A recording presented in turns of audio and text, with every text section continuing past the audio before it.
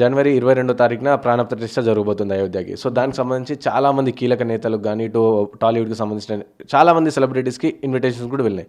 So ఇందులో మనకి చూసుకుంటే కాంగ్రెస్ నుంచి సోనియా గాంధీకి, మల్లికార్జున ఖర్గే కూడా వెళ్ళారు. సో వాళ్ళు కరాఖండిగా ఈరోజు మనకి ఏం చెప్పారంటే వెళ్ళట్లేదు అన్నట్టు చెప్పారు. సో ఎలా ఉండబోతుంది సార్ రాజకీయ పరంగా, ఇది ఏమైనా దెబ్బతీస్తుందా బీజేపీకి? ఇప్పుడు అయోధ్యలో రామాలయము, రామమందిరం ప్రాణప్రతిష్ఠ, విగ్రహాల ప్రాణప్రతిష్ఠ జనవరి 22కి ముహూర్తం ఖరారైంది. ఆ నేపథ్యంలో దేశ స్థాయిలో అండ్ రాష్ట్రాల స్థాయిలో, ప్రపంచ స్థాయిలో కూడా భారీ ఎత్తున ఇన్విటేషన్లు పంపించారు. ఇదంతా కూడా సెంట్రల్ గవర్నమెంట్ తరఫునని కాకుండా చక్రం తిప్పుతున్నది బీజేపీ అయినప్పటికీ బీజేపీ అండ్ లేకపోతే కేంద్ర ప్రభుత్వం తరఫునని కాకుండా అక్కడ ఉన్న రామాలయ ట్రస్టీ, ఆ ట్రస్ట్ ద్వారా ఇవన్నీ నడిపిస్తున్నారు. సో దీన్ని ఒక ఇంటర్నేషనల్ ఈవెంట్ లాగా చేస్తున్నారు మొత్తం మీద.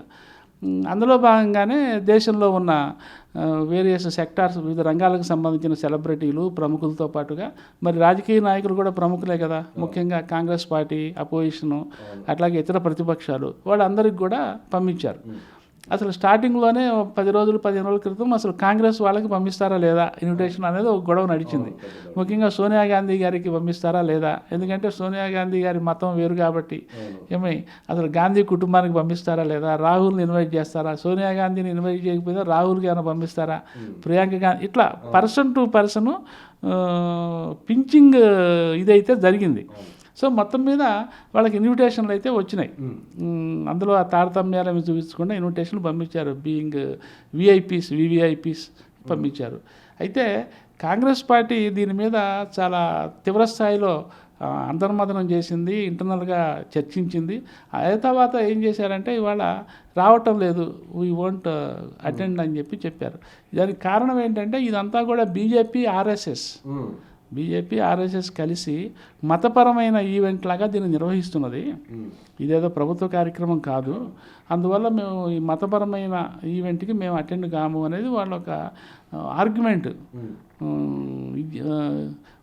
అడాప్ట్ చేసుకొని దాని ప్రకారం వాళ్ళు డెసిషన్ తీసుకొని, ఇక మతపరమైన ఈవెంటు ఇందులో ఆర్ఎస్ఎస్ ప్రమేయం ఉంది, బీజేపీ పొలిటికల్ ప్రమేయం ఉంది, దీన్ని ఒక రాజకీయపరమైన అంశంగా కోణంగా చూస్తున్నారు అని చెప్పినప్పుడు ఇక న్యాచురల్గానే వాళ్ళు అటెండ్ కావడానికి కూడా అవకాశం లేదు. ఎందుకనంటే కాంగ్రెస్ పాలసీ సెక్యులరిజం కాబట్టి వాళ్ళు ఒక స్పెసిఫిక్ మతం ఓరియంటెడ్గా జరిగే వీటిని వాళ్ళు పరిగణలోకి తీసుకోరు కాబట్టి, యాక్సెప్ట్ చేయరు కాబట్టి, ఒక మతానికి అనుకూలంగా ఏమంటే ఇంకో మతానికి వ్యతిరేకంగా చేసే వ్యవహారాలకు వీళ్ళు దూరంగా ఉంటారు కాబట్టి ఆ అంబ్రెల్లా కింద వీళ్ళు మేము రాము, వెళ్ళము, అటెండ్ కాము అని చెప్పారు.